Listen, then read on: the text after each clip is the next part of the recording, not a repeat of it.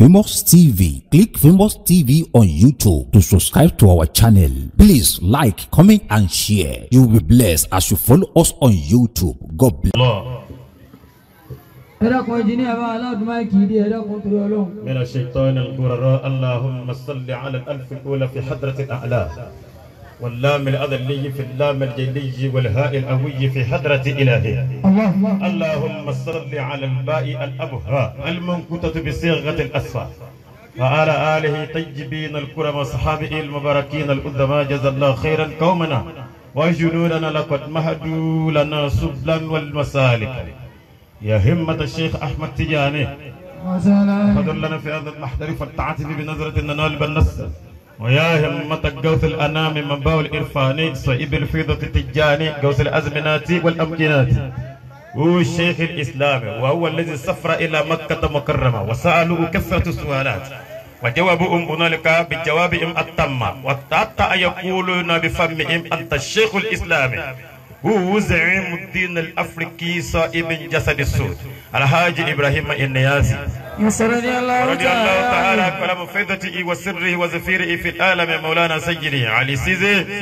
ورضي الله تعالى جل بين الألام الإلوري الشيخ علي جنتا رضي الله تعالى عن الخليفة الإلوري ورضي الله تعالى عن الشيخ المبرور الوقور الدراك العالم النهرير فضيلة الشيخ آدم عبد الله الألوري ورضي الله تعالى عن الشيخ العالم الوقور الفصاح المنتي الشيخ محمد الكمال الدين العربي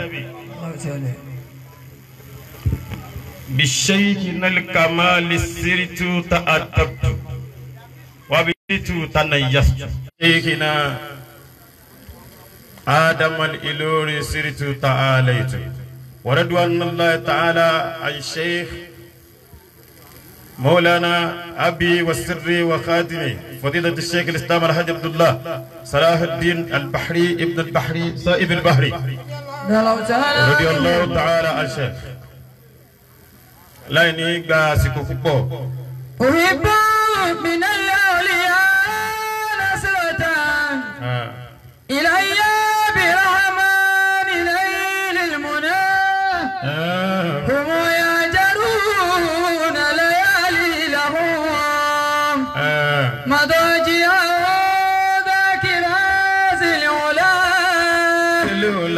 لا رؤيته حقك الأنبياء بابا tí wọ́n ṣe wàhálà lé gbogbo wa lérí tí kìí ṣe àwọn bàbá tí a lè fọlá àwọn tọrọ tàbí tá a lè gbé jáde làró ya ta hàn. làró ya ta hàn kọ̀ọ̀kálẹ̀ àbíyá. ẹ̀yin tí ọ̀rọ̀ máa ń bínú náà ni ẹ tuntun gbé ẹ tún bínú àwọn bàbá wa yìí bíjà bẹ́ẹ̀ bẹ́ẹ̀ jẹ́ àparí ẹ̀ tá a bá yọ orúkọ nǹkan mi kó wọ́n jọ ànábì. làwọn ìdábì sàmá ìdáwà. sórí ọ̀rọ̀ tí ó bọ̀dá alámọ̀ ni ó jẹ́ ọ̀làmù elétí ńlá ló lè gbọ́rọ̀ ẹlẹ́nu ńlá lèmi ìwọ ni kò fi ti ńlá gbọ́. Ìlọrin bíládùn wọlé ọ̀lẹ́yà fàmìlì òun náà kárí já lórí òde. wo bí bíjà bá ń bẹ́ẹ̀ mẹ́ẹ̀ jẹ́ parí ẹ̀ ọmọ lórí tí ó bá mọ rẹ̀ ló máa fà ní kó dákẹ́ torí kò sí ẹ̀wọ̀n tí wọ́n ṣeré nílọrin lánàá tí wọ́n bá ṣeré ìwọ ló kú wa ìgbádùn àwọn bàbá tí wọ́n ní wáyé wọ́n ṣeré kó ṣe wàhálà gan. Khalifatu alimu shaykhul Ilori. bọ́lá ń ṣe pa anabi adamu leto àti anabi dawuda khalifa lọ́lọ́ ń pọ̀ lórílẹ̀ tọ́lọ́ bá ti fi hàn ṣe khalifa òun lọ́gà bàbá ń ṣe ka alimi Khalifatul Ilori. sọlá bẹ̀rù bari nawi umuli kafa. bàbá sọlá bẹ̀rù àfa ni wọ́n ta àbárí mọ́kọ́. wàlá shaykhu yambu kada shadili. bàbá shaykhu yambu àfa ni wọ́n bíjà bá bẹ̀bẹ̀ ká parẹ́ ilé àná ni wọ́n dàárọ̀ yìí àfa ni wọ́n ṣe ń bẹ̀. wà mí ní sunusi wà bàṣẹrù àdàngbà. àti bàbá basaru àdàngbà àti shaykhu sunusi ilé tí wọ́n máa ń fọlá kódà kéèyàn kan nàka síwájú ilé lásìkò ọlọ́run wọlé àwọn tó níbí jákọ̀rọ̀ mi ó tò ó gbọ́dọ̀ tò. fàbúbẹ́. yóò ní sùúrù tó bá ti fọlá àwọn èèyàn tọrọ tí ò bá ti tò àwọn kọ́ ni wọn ò ṣe ìwọ lára rẹ ò jẹ́. fàbúbẹ́. fàbúbẹ́. fàbúbẹ́ làmínú wáyé ìdálẹ́kẹ̀bí. wàá bùdó lílá. àgbà àfà nínú àwọn àfà bàbá wa Sheikh Rofogo. Ashikuli ilahi wa takuti. Ashikuli ilahi wa takuti. Wa badu yamma beigore sofa. La shaykhu atara min al-awliya. Ìbáni kí n tún orin tẹ́lẹ̀ ṣùgbọ́n sáìmù tí a fọ́ agúgá fi táìmù máìmù kìlẹ̀ mi lọ́wọ́ yìí táìmù tí ó ní dìkíyàn tètè gbá yẹ́bẹ́yẹ́bẹ́ ni. Ọmọ yìí àkókè òkò bẹ̀rẹ̀ líbàrán. Táìmù tó jẹ́ pé tí ẹ bá fẹ́ sọ̀rọ̀ o nídìí àti bẹ̀rẹ̀ lẹ́tà níbi tó ti bẹ̀rẹ̀ mọ́ ọ bẹ̀rẹ̀ láti bí pàtàkì ọ̀rọ̀ mi sí yín ni wípé. Yàlí mo bá níyù Shaykhu Suyuhi. Bàbá wa bá ní nínú àfáà ní tá àbárí mọ́pọ́ sọ̀rọ̀ síwájú. Wa Shaykhu Qarawi Baturil Gara. Tó bá jẹ́ pé gbogbo olúwa yóò bá jẹ́ báwọn bàbá àgbà ní kọ̀rọ̀ tàná ṣùgbọ́n tí bàbá Sheikh Abdallah Al-Qudus Al-Qarawi ó sọ̀rọ̀ síta. Wa Shaykhu Qarawi Baturil Gara. Obi tó o bá ti rí àwọn tí wọ́n lè tutọ́ oríire sí ẹ lórí orí àkàngbẹ́ gbàgbé eléyìí tá à ń ṣe yìí wọ́n fi lé wa lọ́wọ́ ni kì í ṣe pa abẹ́rẹ́ so kì í ṣe tó lè parí fíìmù ni. Udana alábìdùn Shaykhu ìjẹ́jẹ́. Wá mọ̀jẹ̀ kọ́rọ̀ wọ́n mọ̀ dùn ọ́ tó o bá rẹ̀ ní pọ̀lì ẹ lórí lọ́ọ́ wá àbí tó ti rí tiẹ̀. Wa Shaykhu Salako tó gáàlì àlàyé. Ọ̀rọ̀ tí mo ti lọ ọ̀dọ̀ bàbá àpọ̀rọ̀ ni mo ti lọ. Yàlí mo bá ní Shaykhu Suyuhi wa Shaykhu Qarawi Baturil Gara. Ibi méjì tí mo ti fẹ́ máa mínú. Wa Shaykhu Qarawi Baturil Gara. Nígbà tí ọ̀rọ̀ gáúsù tó di wàhálà tí wọ́n lé mọ̀ kọ́ mọ́tò gáúsù tó ní kálukú àwọn àfáàgbà nígbà náà tí àwọn kan ń pe gáúsù sayati orúkọ lọ́ni àwọn kan wọ́n ń pe al-ismu yud'a bi gáúsìl kabiri nígbà náà tí wọ́n ń pè ya Allah ya zay ayatal kasaku amuhailaku nastasta khaisu Ìlọrin láwà. wo bí májàkódé ọ̀la mu tó bá rí kíni tó bá ti pọ̀ bẹ́ẹ̀ wàá tún mọ̀ pé mi náà lẹ́jẹ̀ díẹ̀ lára lọ́rin. no ó ní nísìn màmá mi ọmọ ọlọ́jẹ̀ ni ìwọ lọ ní mọ̀ ń bú Baba Kamali ó mọ̀ nílá káyì yín sì mọ̀ bú Baba Kamali ẹni tí ò ní lálàá ni mọ̀ bú Baba Kamali. màmá mi kéwú ní àdàbíà so àdàbíà là náà ké baba olódò ohun àdàbíà là fi jáná sí èmi ni mo lọ kéwú mọ́ríkàsì ni mo fi dá méjèèjì pọ̀ so májàkódé ọ̀la mọ̀rara mọ́mọ́ sọ tí ojú rẹ̀ ò tó wo bí ẹni tó bá sọ̀rọ̀ èèyàn fún ẹ pé lágbájá rí báyìí máì tí ì fìbínú orí gbọ́ kọ́kọ́ rí ẹnìyẹn sójú náà. Yàlí mo bá níyù Shaykhu Suyuhi wa Shaykhu Qarawi. nígbà tí wọ́n wà nílọrin ní iye 2000, 2001, 2002, 2003 ilẹ̀ yìí ni mo gbé ní Gàmbàrí a lọ ní Gàmbàrí ní G44 ibẹ̀ ni mo gbé ńgbà náà máa lọ kí baba kọ̀rọ̀ àpọ̀tà lọ gbà tí wọ́n gbọ́ lọ́wọ́ yẹn wọ́n kí mi wá ní ọmọ àfáà ni mo níbẹ̀ ni kì í ṣe àwọn àfáà ti tọ́sípítù bọ̀lá sọ àwọn àfáà ti fọ́jú kọ́ kì í ṣe àwọn tó bí yín tó ń ju wọn fọ́. Wa Shaykhu Qarawi. ọwọ́ rẹ̀ yìí tutù pọ̀ ọmọ ń pèsè fi mo ní mo ṣe rí díẹ̀ wọ́n ní bọ́sẹ̀ gbẹ níhìn tiẹ̀ ṣọ́ọ̀ bínú ti bá fi tọ́ mi kó kan fún ọ mo ní bàbá tẹ́ bá bì má jẹ́. Wa Shaykhu Qarawi. àwọn ìjọ tí bàbá olódò wa kí wọn bàbá ti wá kọ́kọ́ wọ́n mi síwájú wọ́n ní àfọ olódò rẹ̀ ara fún abalẹ̀ púpọ̀ wọ́n wá tún gbé aṣọ ara mi fún wọn aṣọ ara mi tí bàbá kọ̀rọ̀ gbé fún wọn òun láfi sin bàbá olódò. Wa Shaykhu Qarawi Baturil Gara. wo bí ìwọ ló ń mí o ìwọ ló ń dà láàmú ìlú mi ni mo wá ìlú mi ni mo sì wà ilé mi mo dẹ̀ tún wà òun ló fi jẹ́ pé àwa ọmọ àgbàlagbà náà la lè mọ válù àwọn tí wọ́n ti lọ. Minal awliya Adamu lanamu. Minal awliya Adamu lanamu. ọ̀rẹ́ síwájú. Bàbá tura ní Barami Gusara.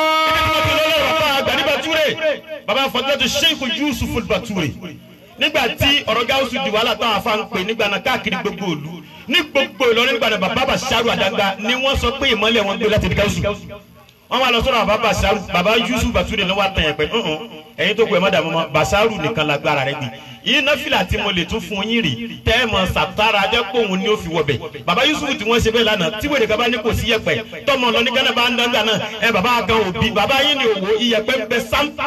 Wa Shaykhi Salati wàlúbàgàkà. no má bínú o mọ ni dákẹ́. Wa Shaykhi Salati. nítorí fi lè mú dókítà níyàwó rẹ ìyàwó ẹ ló ní oṣù mẹ́rin wọ́n dẹ̀ ṣe tẹ́sítì fún nítorí fi lè mú wọn ṣe tẹ́sítì tí wọ́n náà gba tẹ́sítì wọlé ẹ̀ tẹ́sítì ní iyẹ̀pẹ̀ náà albas no gbàgbé kì í ṣe. وسيف صلاتي sọ̀rọ̀. والباقاك. bàbá tí wọ́n jókòó ni mò ń kí o torí mo mọ̀ pé gbogbo kàlẹ́ yìí jókòó àwọn àgbàlagbà náà ni. سرومي إليك بكاة النقاء. àwọn farabalẹ̀ ká kí o Sarumi ẹlẹ́ha بكاة النقاء. لمن قبورك رتوب دفون. لمن قبورك رتوب دفون. وشيخ ولوك تجدني العلا. kasuwaju díẹ̀ sí. أبو بكر يا لول مال ويردي. Màálì wíìrìdìyù. ìkókóró mi máa sàmìnà láòlìyà. Ebi ìkókóró mi máa sàmìnà láòlìyà. Udala ìtajúlẹ̀ àdábì tẹ̀kíyù. Bàbá wa Tajuddin al-Adabi. Wàtájúlẹ̀ Jẹ́ndúbẹ̀ náà. Bàbá Tajuddin al-Adabi. Tájúlẹ̀ àdábì Bàbá tẹ̀kíyù. Tajuddin al-Adabi. Wo bí ọjọ́ orí òkè ní value yìí ń tábà fọjọ́ orí ṣe ló máa ń nítumọ̀. Àwọn kan àtọ́ bá ti pẹ́ jù láyé àwọn kan ò ní ráyè ṣe mọ́ ni. Tọ́wọ́ bàbá Tajuddin al-Adabi bá pẹ́ jù láyé ni ọ̀pá fáàní ò ní jáde. Ìjọ tí bàbá Tajuddin al-Adabi ń kó ńlọrin wọ́n wá ń wọ̀ lúbọ̀ wọ́n wọ̀ Ìbàdàn bọ̀. Wọ́n á pè Ìbàdàn tá à ń bọ̀ iná ilé àfààní ẹjẹ́ ajá wọn láyà kọ́mọ̀pá àná yanjú. Tọ́ bá ń lọ bì kan ìwọ ní kó palẹ̀mọ́ lọ́wọ́ kò sílùú tí òkun. Mo fẹ́ bàbá àgbájá náà sì ni mo fẹ́ kí o àwọn ló jẹ́ kí n máa hára báyìí o. Bámi ẹ̀yin ni mo fẹ́ kí ni mo fi yanjú gbogbo ètò yẹn báwọn. Ó bí bàbá Tajuddin al-Adabi nígbà tí wọ́n kó ńlọrin wọ́n tún fẹ́ gba Ìbàdàn wọ́n fẹ́ jẹ́ kí wọ́n mọ̀ pa àfáà lódì kì í sọmọ kéwù. Wo bí tí dáàdì yẹn ò bá ti kájú ẹ̀ mọ́ darúkọ wọn síta. Bẹ́ẹ̀ni. Ẹlòmíì ìlú òkè ni bàbá rẹ ti jẹ́ ní Ọlọ́run kò dẹ́kọ̀. Kò kárí ayé. Tí dáàdì yẹn ò bá ti kájú ẹ̀ mọ́ darúkọ wọn síta débi kí wọ́n tún wá máa fi ọ́ bú wọn. Àbí.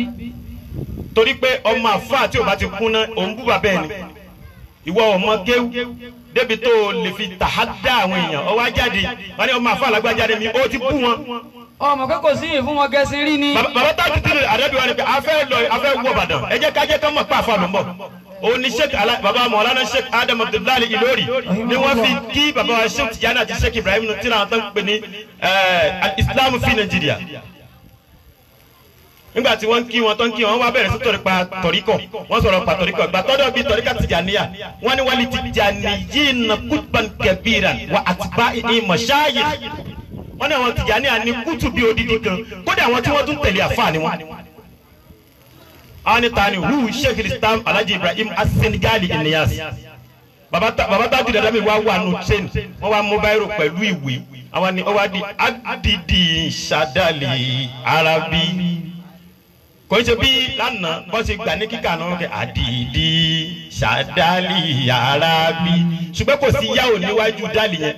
Fáyì lílo àmì fíìlì tó à ń bẹ fíìlì amúrin adidi inṣadal adam al-hudabi aslajati bisajirati wọ́n ní wàlẹ̀ òòtù àní àrìjánàbì wọ́n ní wà ìdù níta mọ́sàbí wà kúlílì mọ́nbìl arabi wọ́n ní kàpùkàpù kápá ilé yìí tẹ̀mọ̀kárù fúlùkùl adabi wọ́n wá kọ́ síwájú ṣùgbọ́n wọ́n tíra yẹn ìtumọ̀ kan lónìí wọ́n fẹ́ jẹ́ kí gbogbo yẹn mọ̀ pé orúkọ táwọn ń jẹ́ ìtumọ̀ yẹn tíra yẹn ìsáàbù ni wọ́n fi ṣe orúkọ wọn ni wọ́n bí sílẹ̀ mbẹ́ orúkọ wọn jẹ́ ahamadu adadi jinnu which is 53 ọwọ́ àlọ́ kọ orin 53 line síbẹ̀ òun ni wọ́n ní kó kà wọ́n ní adid inshadal arabi káwọ́rì yìí kò lè morúkọ ẹni tó kọ ọ́n fẹ́ pé ahamadu adadi. Udala ìtajúlẹ̀ àdábì tẹ̀kíyù.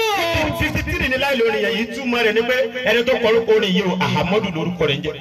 Udala ìtajúlẹ̀ àdábì. Wọ́n á lè sọ ọmọdé amadu kò má jẹyàn. Mi sọ pé ebi ò ní kọ́kọ́ pa o ṣùgbọ́n tí o bá múra ló lè fìyà jẹrẹ torí ayé àkùrá tó sọ pé ká mọ̀ múra òsì ìwọ ló gọ̀. Bẹ́ẹ̀ni. Ìwọ ló ń gbọ́rọ̀ àwọn alùsùn àti tẹ̀bílíìgì tẹ̀rù ń bà o. Ẹ bá gbọ́ àwọn afáà wí èwo lọ́mọ afáà náà bẹ̀rù àti sọ̀rọ̀ lórí Facebook sí láti sọ pé Tijani àlùmọ̀ àbí Kàdíríyà. Àwọn kan bú yín pé wọ́n ní kẹ́mẹ́lú bàdírì wọ́n náà wọ́n para mọ́ ó gbádùn. Àwọn wo àwọn tẹ ẹfilẹ ẹjọ́ máa ṣe wíìdì jẹmẹ kò lè disturb ẹjọ́ máa ṣe wíìdì onídàá la yahsun wala yakmal an yakuma wala yara shakhsan an yakuna khadiman ẹfilẹ ẹjọ́ máa ṣe ìdí máa tiẹ̀. Ẹ ìwọ ló kú lérí tí àwọn ọjọ́ máa fa ẹ̀rú wa ń bà wọ́n láti sọ̀rọ̀ láti pè rẹ̀ ló máa fa nítorí àwọn tó fẹ́ bú ẹ lórí Facebook wọ́n fẹ́ bú ẹ lórí Facebook sọ́fẹ́ bú ẹ lọ́dọ̀ Ọlọ́run nítorí pé bú ẹ lọ́dọ̀ Facebook àwọn àti olùkọ́ fẹ́ bú ọ lọ́dọ̀ Ọlọ́run. Number 2, erékeré tí àwọn èèyàn ń ṣe lẹ́yìn mẹ́ta tí wọ́n ń gérí káàkiri ó ti fẹ́ jẹ́ káwọn èèyàn ó dákẹ́ àti máa sọ̀rọ̀ ọ̀tọ̀láyé gbìyànjú ọ̀tọ̀láyé máa gérí. Kò sí àyà kan àti àdìsí tó sọ pé ẹ mọ̀ ṣe oògùn èyí tó ní a máa lérí ni òsì. Ànábì sọ pé tàdá wá ó àdè lè fi nǹkan míì tu a lè rí nǹkan míì fi. Níjọ́ tí Abdullahi ibn Anas abigan ló lọ bá Ànábì Muhammad ó ní ya Rasulullah kunna narqa fil jahiliyya nígbà tá a wà ká tó di mùsùlùmí àwa máa ń pọ̀fọ̀. Ànábì wa ni ríridu anẹ́rù kọ̀ọ̀kan ó yá ọ̀fọ̀ tẹ máa ń pa àwọn ẹ kàá kí n kọ́kọ́ fi ti gbọ́ná wọ́n sì pélé tí Ànábì kìí la báàsì forúkọ bí máa lè ṣàfi ìṣe kò sí pírọ́blẹ́mù nínú ká pọ̀fọ̀ sùfà tí ò bá ti sí ẹbọ mbẹ wọn yẹn sì pọ̀fọ̀ kó lẹbọ nù. Number 2, méjì ni ọ̀tọ̀ ní ká gbé nǹkan síta ọ̀tọ̀ lẹbọ bẹ́ẹ̀ ni ó yàtọ̀ síra wọn. Ká gbé nǹkan síta ẹ̀kọ́ ni ẹran ní igbá àwọn kòkó bá wa sásùn ajá ní jẹ́ èpèsè ni wọ́n pè nílẹ̀ Yorùbá kì í ṣe bọ́ lélẹ́yìn. Nǹkan pè lẹ́bọ ni pé kò à ń tẹ̀sí júdà ní ṣẹ́kṣin pàkúrú tàbí anahaya pé kò wá sọ pé eléyìí lọ́wọ́ ba rẹ̀ ìyẹn náà ń pè ní ẹbọ. Gbogbo èyí tí mo ṣe hara yìí mo fi kí bàbá àgbà Jánásì ọ̀rọ̀ jàre yẹn pẹ́. Ọlọ́run dákun jàre yẹn pẹ́. Ọlọ́run dákun jàre yẹn pẹ́. Wallahu ya'asimuka minan nas la takhafu darakan wala taksha wala hawla wala quwwata illa billahi al-aliyyil azim. Mo kí baba Sheikh Abdullah mo kí baba àgbà mo kí bunya àgbàlagbà. Assalamu alaikum wa rahmatullahi wa barakatuh. Wa alaikum assalam. Baba koro gbogbo en pátá ni mo kí yan fawa en yawa baba gbogbo en pátá ni mo kí o. Ìṣẹ́jú mẹ́wàá tó kù láti fi jẹ́ kí n fi sọ̀rọ̀ méjì afa goga àti gbogbo àwa tí a bá jọ rí bákan ní gẹ́gẹ́ bí ọmọ àgbàlagbà lánàá eré ti pọ̀ nísìn eré wa ti pọ̀ lọ́wọ́ tá a wà yìí tí ilẹ̀ bá dagun òun lọ̀rọ̀ kì í ṣe sọ inú agboolé àwọn afáà náà la wà so èèwọ̀ kọ́ ni kéèyàn ná mímọ́ àti kéèyàn ná ọ̀rọ̀ níbi tá a wà yìí ẹlẹ́ẹ̀kejì ń bẹ ni pé máa ń mú látara bàbá Ajánásì tó bá jẹ́ pé wọn ò mọ̀ ní wọn ní fún wọn lóye yẹn kò ń ṣe pé wọ́n bù wọn lóye wọ́n wo quality mọ́ ẹgbàgbé ẹ̀ láka alsunun wálé nasi àyùnú téèyàn mi bá mọ̀ ọ̀rọ̀ sọ wọn káwọn àti wọn mojú fi wò kan tí ó bá jẹ́ pé eré ni wọ́n ń ṣe ni wọn à ní fún wọn lérè tẹ́rẹ́ bá pọ̀ jù kò ní lérè wọ́n dẹ̀ da èrè pọ̀ mọ́ iṣẹ́ ni wọ́n dẹ̀ ti sọ fún wa tipẹ́tipẹ́ pé ká má máa kí ẹni tó bá ṣe wàhálà kù torí pé kò yọ ẹni tán ní ká kí ẹni tó ṣe wàhálà tó yọ. Allahu akbar. wọ́n sọ fún wa pé ká kí ẹni tó ń ṣàdúrà gan-an ẹni tá ẹni tádùá rẹ̀ gbà náà ní akí. wọ́n rẹ̀ sọ fún wa pé ká kí ẹni tó mọ kéwú púpọ̀ ẹni tí kéwú bá dámọ̀ padà náà ní ká sọ pé ó kéwú. ẹni ọba mọ kéwú jù ustaz ni wọ́n máa ń pè é. ẹ tí kéwú bá ti pọ̀ jù ustaz ni sábà tán ni wọ́n máa fi dọ́kítọ́rù pé dọ́kítọ́rù tahta shajar dọ́kítọ́rù abẹ́gi. wọ́n sọ fún wa pé ká kí ẹni tó wàṣọ wọ́n ní ká kí ẹni tó wàṣọ táṣọ fit. mọ̀lánà kíkí tàǹkì ni pé oyè tí wọ́n fún yẹn ó tún fit yín. ó ṣe rẹ́ kí yín bàbá. ọ̀pọ̀lọpọ̀ oyè ló máa ń fẹ́ lómi láti fi dúró lé wọn kókó má bàa pabẹ̀ ṣùgbọ́n torí pẹ́yìn ò palí láàrùn ìmọ̀ yẹn dúró. ìgbọ́nà ọmọ yín Alfa Abdulgani Bature ajọ́ngbé Kòròdú ni tá a bá rí mọ́kọ́ afa ni wọ́n máa kéwù parí so gbogbo àwọn tawárí tó máa jáde pé Bature wọ́n máa yàn bẹ́ẹ̀ náà ni Alfa wa gbà Al-Qarawi Al-Bature afa yanjú nu dálẹ̀ àkọ́kọ́ tó yanjú wọ́n bí tó bá jẹ́ pé ti dálẹ̀ lẹ́gẹ̀jì náà ni wọ́n tún yanjú parí. labudda min dalaini ad-dalu dal wa dalu da wakaza wa kasratul ulama zamanu haza labudda min labulebu wa shurbul ehe. sọ̀rọ̀. tàwùbí kárí kálíkì àmàdà sábìtún. ẹ wo bí àwọn tí ajọ́ máa gbalagbà ní eré ti pọ̀ òun ló jẹ́ káwọn aláìláka ìmọ̀ bú wa. àti ṣeré jù aburú ni aburú ńlá pin ni pé gbogbo àwa tá tún dìfẹ́dì àwọn àgbàlagbà náà tó yẹ pé àwọn la gbélé rí kó tó wá máa bú wa Saheed Shittu ló bú gbogbo àwọn àgbàlagbà ayé yá ẹ̀rí nǹkan kan ṣe fún látijọ́ yìí. fàwùbí. baba Kamali dín nílẹ̀ Arabi. lìkàyìrì lìkàlìkì. mọ́tò ń gbé wọn lọ ẹni tó sì drive ti sùn lọ mọ́tò dẹ̀ wọnú gbé baba dẹ̀ kọ́. yasidu wasabi. kò nídìí kọ́ ọmọlé sàlátì kankan tó ṣe wàhálà mọ́ bàbá yẹn ti sọ omi ó ti sọ di petrol ẹ̀yẹn máa gbádùn. ẹ máa gun mọ́tò kiri láì rọ́pò sí. kò sí wàhálà wọ́n ti make record mẹ́ẹ̀. ìwọ tí o wá fọkàn sí pé ilé àná nìkan ló lè dúró bẹ́ẹ̀ kọ́ ànábì nìkan ni kì í ṣe ọmọ ànábì òun dẹ̀ lójú gbọ́rọ̀ wọn náà lè tóbi tó bá sáré bẹ́ẹ̀ wọ́n ní òpẹ́ lọ́ọ̀ ni eré wa ti pọ̀ jù kò sí kéwú mọ́ ẹni tó a pè lálìfà tó bẹ̀ sí kàwútùbà yóò dàbí kí n gba ìtì ẹ̀ alọ program kan ẹni tó jẹ́ chief mọ́ mo dídì ìlú ó wà ń kàwútùbà àyà mi lè ń já ṣùgbọ́n torí ìjọba àgbàlagbà náà kò sẹ́ni tó lè sọ̀rọ̀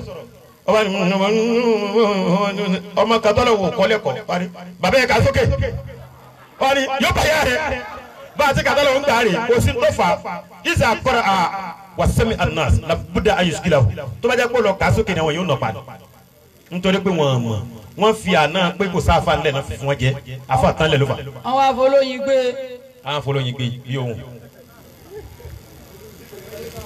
gbogbo àtàjọ máa ná ẹ jẹ́ ká rántí ọ bàbá tá à ń sọ yìí o kò sí nǹkan tí wọ́n fi ròyìn wọn lánàá ju orúkọ Ọlọ́run àti ìbẹ́ lọ́n lọ àti ìsìn lọ́n ànùkùnlá gbogbo àwa tí à ń ṣọ̀dọ̀ nísìnyí kò wọ́pọ̀ nẹ́ni tó ń kírun mọ́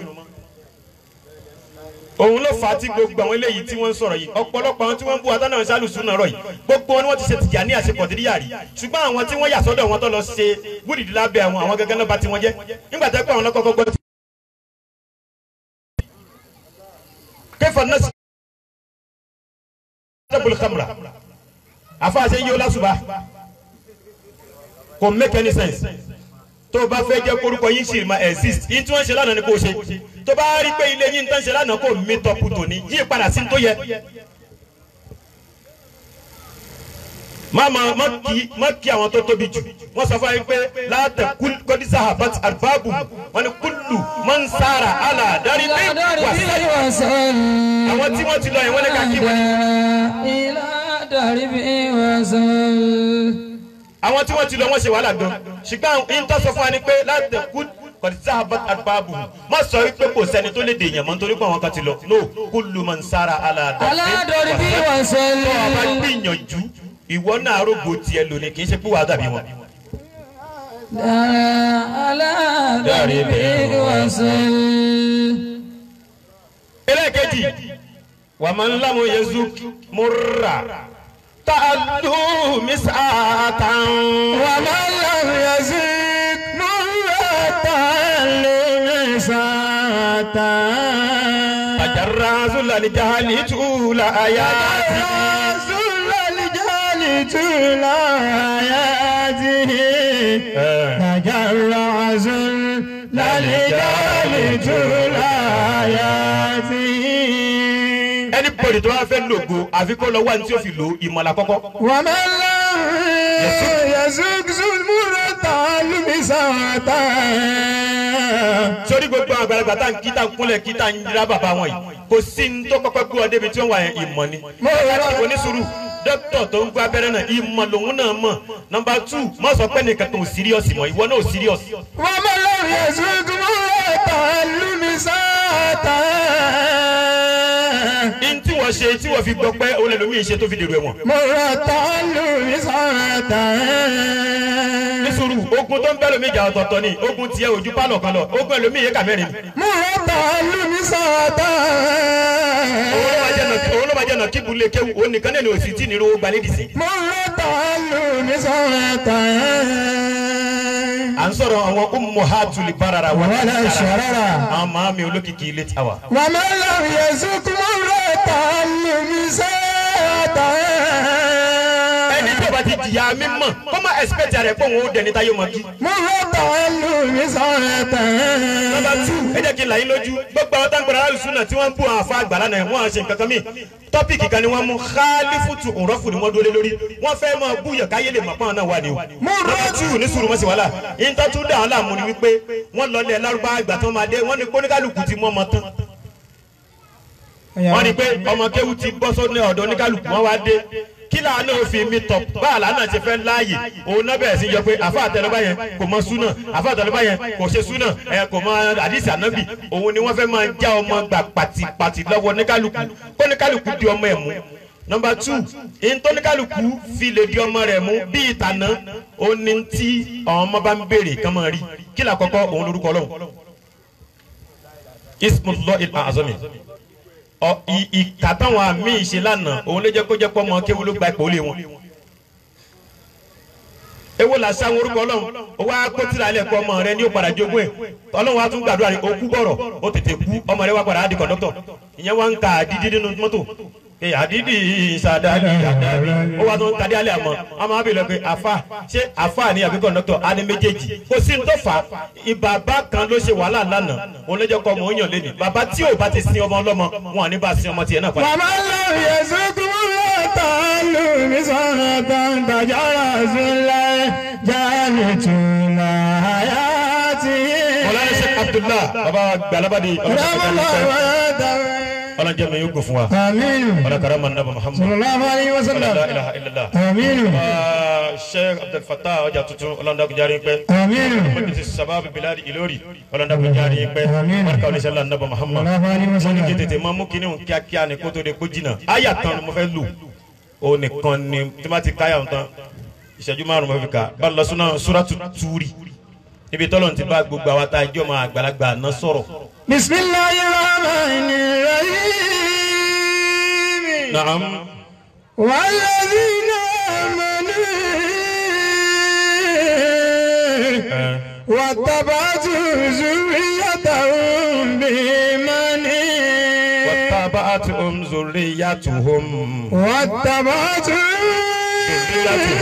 ذريتهم بإيمان ألحقنا بهم ذريتهم. هو أنا سورة التوري نهاية 20. وما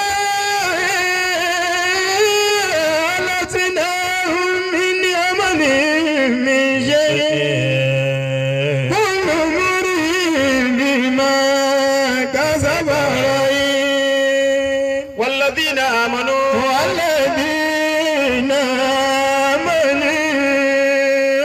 ṣẹ́rọ bàbá tí wọ́n ti ṣe wàhálà lánàá bàbá wa kò béèrè ni bàbá wa kò búrẹ́ karatu bàbá wa fa ọmọ iya bàbá wa ṣe kàmálù dín nílẹ̀ àdàbí bàbá wa ṣe àdá bàbá wa ṣẹ́yìnbó Yusufu Alibature bàbá wa gba Maulana Sheikh Abdallah gbogbo àwọn bàbá wa gba tí wọ́n ti lọ walladhina amanu.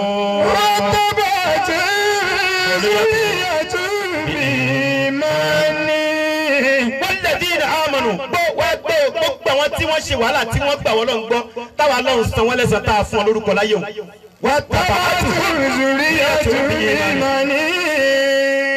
tá a bá fi lè rí ọmọ tó bá tẹ̀lé rí pa wọn pẹ̀lú ní tí wọ́n gbà wọ́n lọ́n gbọ́ lé lérí. alájínàbí zuriyatahu. ó ní wattaba'atuhum zurriyatuhum bi imani tabarọ́ ọmọ tó bá lè ṣe bí irú tiwọn bó tiẹ̀ jẹ́ pé kò sí bàbá tó lọ tọmọ rẹ̀ kankan tó.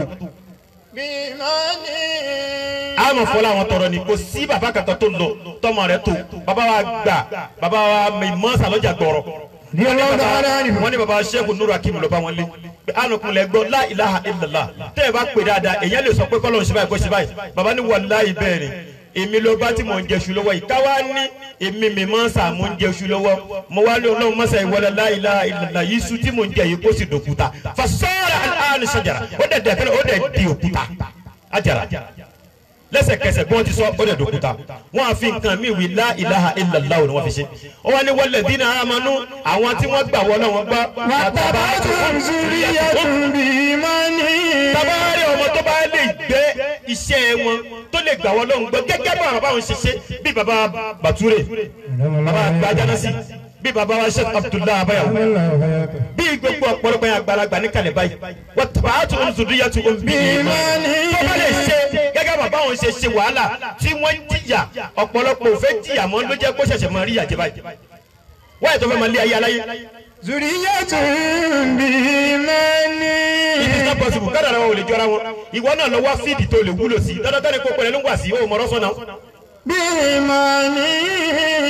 má fọ́ọ̀sì ara ẹ̀ ṣe ń tọ́lọ́hún fi mọ bínú àtìyàwó rẹ̀ ṣe ń tó máa fìtì ilé yín wá orúkọ ìwọ náà wá nǹkan tí wàá fi móòdì ilé yín tó o bá lè rí orúkọ nílé lánàá bíòdì orúkọ padà síbẹ̀ wọn à lè wọ̀ nìyẹn. àtàbà àtúntò tó ń bì í àwọn tí wọ́n tẹ̀lé àwọn bàbá àná yẹn pẹ̀lú bí wọ́n ṣe rí lánàá kì í ṣọmọ tó ń jalè o. àtàbà àtúntò tó ń bì í wọ́n ní àlàhákínà bí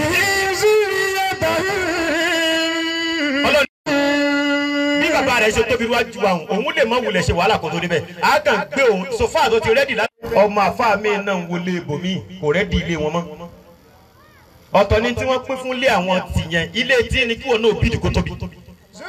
aṣọ tí wọ́n rí ní sùúrù aṣọ tí wọ́n rí tó pè láṣọ ìkísà yẹn òun láṣọ tó tóbi jù lóde lómi tó bá ìbọlẹ̀ tó bá ka òun rí gbà mọ́. òun fẹ́ ọkùnrin kan òun fẹ́ ní 225 láàrin ọ̀sẹ̀ mẹ́ta òun bínú padà lọ fẹ́ni tó ń wọ aṣọ tí ò ní rí ṣe ibi tó obìnrin mi ti ní problem ni pé òun wọ́kùnrin tó ga tó síngbọnlẹ̀ òun ló síngbọnlẹ̀ tí kádàrá ẹ̀ ò síngbọnlẹ̀ ọkùnrin tó ga tó síngbọnlẹ̀ in tó tún wá ní tọ́kọ̀ yẹn tó tún wá fọkàn sí kó fẹ́ rí nǹkó tún síbẹ̀. zuriyatan. ẹbẹ ni ẹni èyí tẹ ronú náà ni. alhajina bi zuriyatan. min baadi mọ kọdikana mọ jẹjẹ sara òun ló ń wá lọ. mashallah. yaso bi atana siba ase onbeli maha. tẹ̀yàkúsà máa bẹ̀rẹ̀ àṣìjáde mọ́gọ́ ìbátara sí àgàlànà. tarata subuhi. tarata subuhi. tata ayélujára tujà. kí n tó fọkàn sínú kò tún sí mbẹ. mashallah. matakaza tẹsidu ayi yama lafan. amalafan lamajafa ajifano atoye fulikara o tún wá ní ìnáli jẹdi ìdẹ́yìnì ìsàmọ̀sáwòláyà alájẹdi ìdẹ́yìnì àdínàyà òlélẹ àdínàyà òlélẹ bìlà ló bá lọ wọn kò tún ní rí mbẹ. alhajina bi zuriyatan. alùpùpù ibi tí oníkàlùkù ti rẹ̀ mí ni pé oníkàlùkù wú aṣe a lè wo agbo aláàgbo sáré ṣùgbọ́n má wo ti ilé tí wọn tó ti lé yín. sẹ́ni yóò jábọ́ lójú ara ẹ̀ nù èmi ò kó bẹ́ẹ̀ kó tó jábọ́ alhamdulilah mo sọ fún pẹ́ẹ́nì kan ṣe ìdímọ̀ bẹ́ẹ̀ mo sọ fún pẹ́ẹ́nì kan ṣe ìdímọ̀ bẹ́ẹ̀. alahakina bihim zuriyatan. a fi wọn lé pàpà màkàmà àwọn bàbá tí wọ́n ní tó bá ti lè ṣe bíi tiwọn. alahakina bihim zuriyatan wàlá.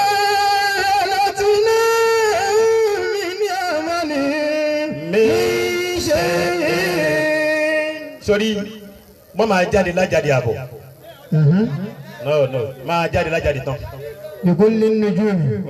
wàá jáde bikulli nujumi.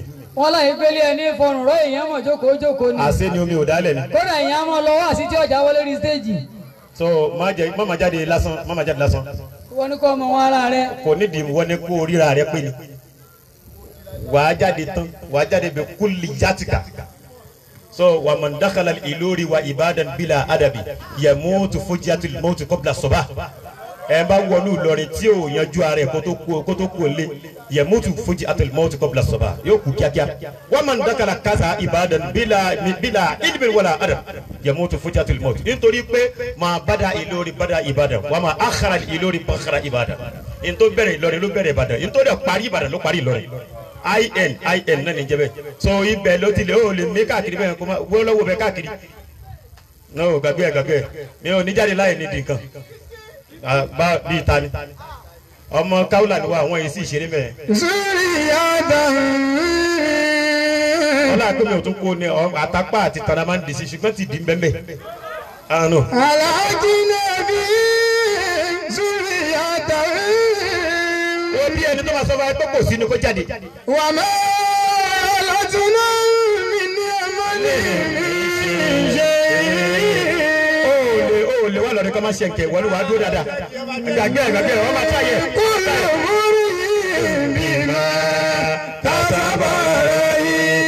ó yẹ ìwọ ni wàá lọ wá ìwọ ló gbọ́dọ̀ lọ́mọ ṣèfì àṣìṣe àdọ́jà mọ́ṣúkọ̀ tàǹtù nọ́fúnà jákù dọ́jíkà láì bálí bàlájù lọ́wọ́ mi kí sáfà ti tọ́ sí túbọ̀ gbàgbé lọ́wọ́ bí dàbẹ́ mẹ́rẹ̀ jẹ́ parí ẹ̀ àfà ló ní wá àfà ní òbí wa àfà lásìn ìwọ lójó ma àfà tó sàfà mọ́ olójó ọ̀rọ̀ ọmọ báwọn dáàlì alákọ̀ọ́kọ́ yanjú parí tàbá gbàgbó mi àfikún ti lé mi tó bá pẹ́ ti dáàlì lẹ́kẹ̀jì náà á wà bá mi wájú díẹ̀ o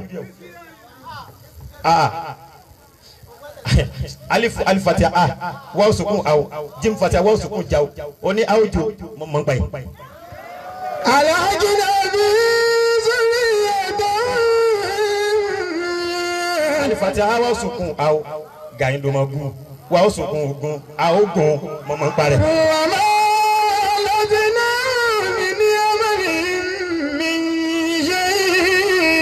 Wabi alifati a wa o sukun awo lamfati ala wa o sukun lawo a o lọ. alifati a wa o sukun awo wa o fati a wa o sukun wa o ya o fati a we a o wẹ mo mo pare.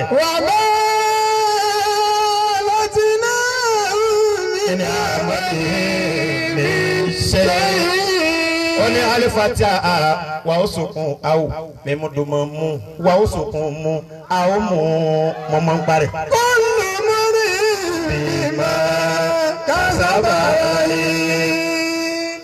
Tọ́lá fọkàn sí pé kiri kan ló fẹ́ máa fẹ́ látẹ́gùn kì í ṣe bí báwọn. No, agbára nígbà tí mo dé mo ti ká àgbààgbà káàkiri wọ́n tẹ̀ sọ mi pé yóò yẹ mi ìwọ ló wá máa jókòó mi kàn tó ọmọdé hurufuru ó jẹ́ mọ́ parẹ́.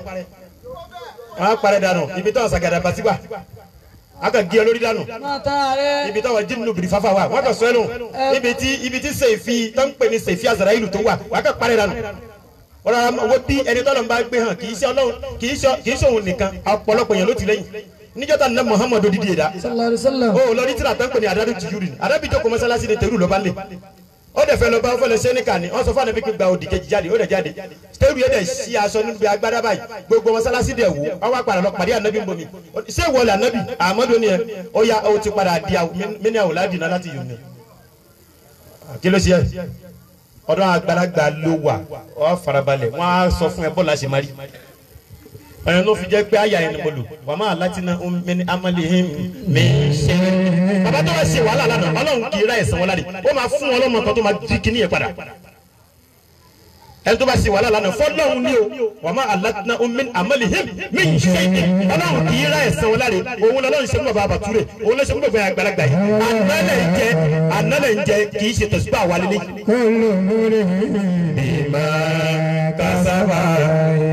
àwọn tí wọ́n ju lọ́dì wa lọ mo lọ sóde kan mo wá débẹ̀ ní tó fọ́ lóru bàbá kan wá jòkó láàrin agbo níwájú wọ́n wá wu àyè títí wọn ní kí ò lè jókòó lẹ́yìn wọn bàbá yẹn dìde ó ní ìmọ̀ ti pẹ́ ń bì bàbá èèyàn ló dé wọ́n jẹ́ kó yẹ kó bàbá àwọn èrò ni kún lọ́jùlá kọ́kọ́ dé èèyàn náà kó tó mọ bọ́tà. àbí kí n wàhálà. ó dé o wà lójú agbo wọn àti àdárúkọ rẹ kí o ti dòdò wá nìyẹn padà sílé. ìwọ ṣé Go TV àtúndísà wà má. wọ́n ṣé Go TV owó tẹlifíṣàn mọ́jú wọ́n jẹjẹ àwọn máa yanjú ẹlẹ́ẹ̀kẹta tó lè ṣe tó fi lè jí lóru ní pé tó fẹ́ ṣe mí bá dì mọ́kọ̀dí ká nàmọ́ jẹjẹ sára.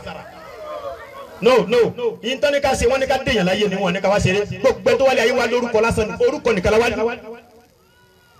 baba Sheikh Alhaji Ibrahim orúkọ lọ wá ní Sheikh Tijani orúkọ lọ wá ní baba Akọrọ orúkọ lọ wá ní baba Bature orúkọ lọ wá ní kí lórúkọ tiẹ̀ tó fẹ́ sílẹ̀ ìwọ ni kó ra mọ́tò obi wọ́n ní sùúrù jàre mọ́tò tó bá rà tó bá ṣe tóbi tó tí nọ́mbà rẹ̀ bá kéré mọ́tò yẹn náà kéré kò yí ọ.